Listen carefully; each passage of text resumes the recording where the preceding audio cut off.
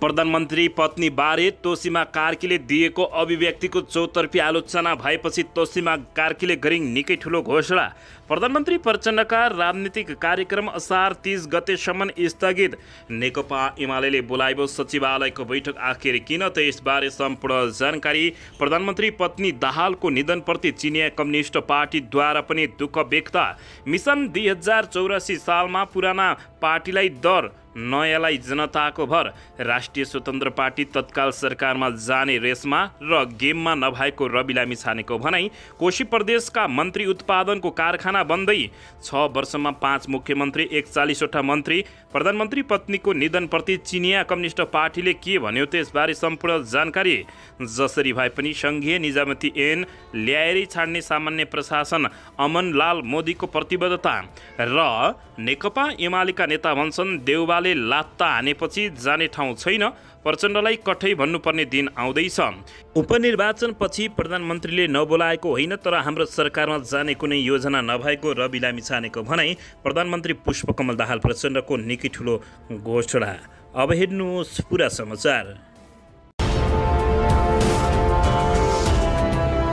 दर्शकबिन नमस्कार, तपाईहरू यति बेला युवा नेपाली युट्युब च्यानल हेर्दै हुनुहुन्छ। दर्शकबिन यदि हाम्रो च्यानल युवा नेपालीसँग अझै पनि सब्सक्राइब गरेर जोडिनु भएको छैन भने सब्सक्राइब गरी जोडिनुहोला, साथै सँगै रहेको बेल आइकनलाई दबाउन पनि नभुल्नुहोला। दर्शक महानुभावहरू, तपाईँहरूले हामीलाई कहाँदेखि हेर्दै हुनुहुन्छ, कस्तो अवस्थामा हेर्दै हुनुहुन्छ, देशदेखि हेर्दै हुनुहुन्छ या विदेशदेखि हेर्दै हुनुहुन्छ। दर्शकबिन यदि तपाईँहरूले हामीलाई रेगुलर हेर्नुहुन्छ भने रेगुलर, र पहिलोपटक हेर्दै हुनुहुन्छ भने पहिलोपटक भनी कमेन्ट बक्समा गई कमेन्ट गर्न पनि नभुल्नुहोला। आउनुहोस् दर्शक महानुभावहरू, आजको पहिलो तथा विशेष खबरतर्फ लागौँ।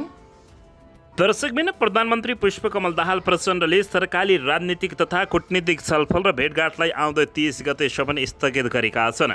श्रीमती सीता दाहालको निधनका कारण शोकमा रहेका प्रधानमन्त्री प्रचण्डले आफ्ना सम्पूर्ण कार्यक्रम 4 दिनका लागि स्थगित गरेका हुन्। प्रधानमन्त्रीका प्रेस सल्लाहकार गोविन्द आचार्यले श्रद्धाञ्जली र समवेदना दिन बालुवाटार आउनेहरूसँग भेटघाट र कुराकानी गर्ने बाहेक अरू कार्यक्रम स्थगित गरिएको जानकारी दिएका छन्। बालुवाटारमा आउनेहरूसँग उहाँले सामान्य कुराकानी गर्नुभयो। आज बिहान पनि सर्वसाधारणहरूसँग छलफल गर्नुभयो आचार्यले भने, तर त्यसबाहेक अरू राजनीतिक तथा कूटनीतिक छलफल 30 गतेसम्मका लागि स्थगित गरिएको छ।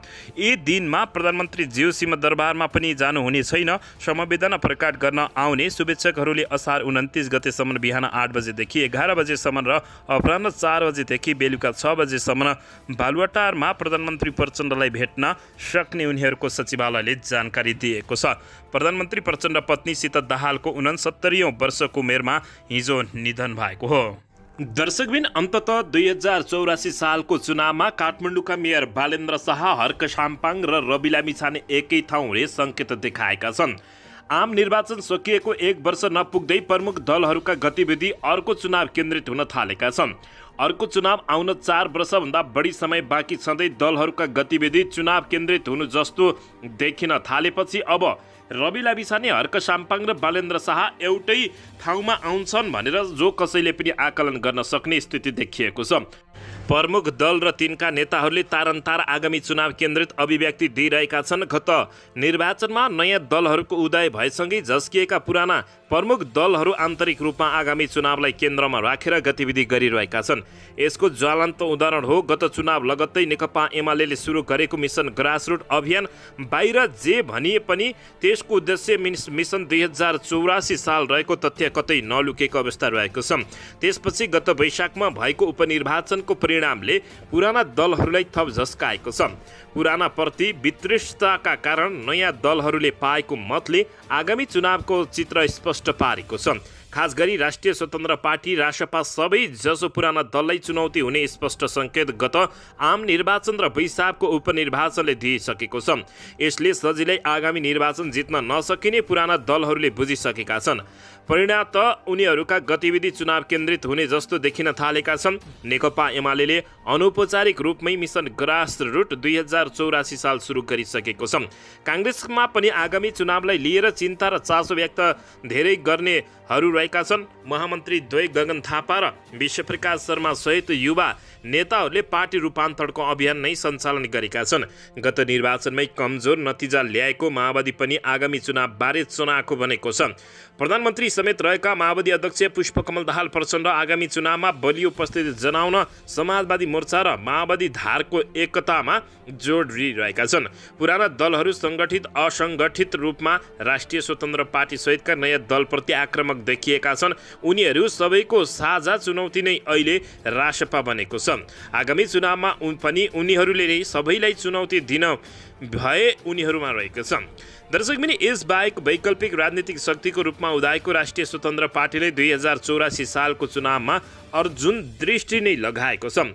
पुराना दललाई चुनौती दिने ठानिएको राष्ट्रिय स्वतन्त्र पार्टीले मिसन 2084 साल अभियान नै चलाइरहेको छ। आगामी चुनाव केन्द्रित अभियान सञ्चालन गर्ने सभापति रवि लामिछानेले बताएका छन्। जनतामा मुद्दालाई केन्द्रितमा राखेर काम गर्ने उनको भनाइरहेको छ। दर्शकबिन यसैबीच उनले जनताले सोधेका सबै प्रश्नको जवाब दिन आफूहरू सधैँ तयार रहेको बताउँदै नेपाली जनताको मुद्दामा हामी स्पष्ट छौँ, जनताको आदेश अनुसार काम गर्छौँ सभापति रवि लामिछानेले बताएका छन्। आगामी निर्वाचन हाम्रो पार्टीको अर्जुन दृष्टिमा रहेको छ। विक्रम सम्म 2084 सालमा हुने निर्वाचनमा हाम्रो पार्टी एक्लै चुनाव लड्छ। अहिले हामी सांसदमा दह्रो र खरो भएर उभिएका छौँ उनले बताएका छन्। नेपाली काङ्ग्रेसका नेता प्रदीप पौडेलले सरकार यसरी नै चलिरह्यो भने 2084 सालको चुनावमा जुन पार्टीसँग मिले तापनि नेपाली काङ्ग्रेसले निर्वाचन जित्न नसक्ने चिन्ता व्यक्त गरिसकेका छन्। उनले सरकारमा भएका बेलामा जनताहरूका लागि काम गर्न मन्त्रीहरूले आग्रह गरेका छन्। हामी जुन जुन सरकारमा छौँ ती सुशासन र भ्रष्टाचारको विपक्षमा छन्। जनतालाई डेलिभरी गर्न चाहन्छ भने म्यासेज दिन सक्यो भने 2084 सालको आम चुनावमा कसैसँग मिल्नु पर्दैन, एक्लै चुनाव जितिन्छ उनले भने। तर सरकार यसरी नै चलिरहेको हो भने रहने हो भने 2084 सालमा जोसँग मिले तापनि हामीले चुनाव कुनै पनि हालतमा जित्न नसक्ने उनले ठोकुवा समेत गरेका छन्। यसैबीच यता तत्काल राष्ट्रिय स्वतन्त्र पार्टीले सरकारमा जाने रेसबाट बाहिरिएको बताएको छ। राष्ट्रिय स्वतन्त्र पार्टी रासपाका सभापति रवि लामिछानेले आफूहरू तत्काल सरकारमा सहभागी हुने सम्भावना नरहेको बताएका हुन्। बिहिबार संसदीय मामिला पत्रकार समाजको टेलिफोनसँग संसदीय दलको कार्यालयमा सिंहदरबारमा कुराकानी गर्दै उनले सरकारमा सहभागी हुने बारे संवाद नभएको बताएका छन्।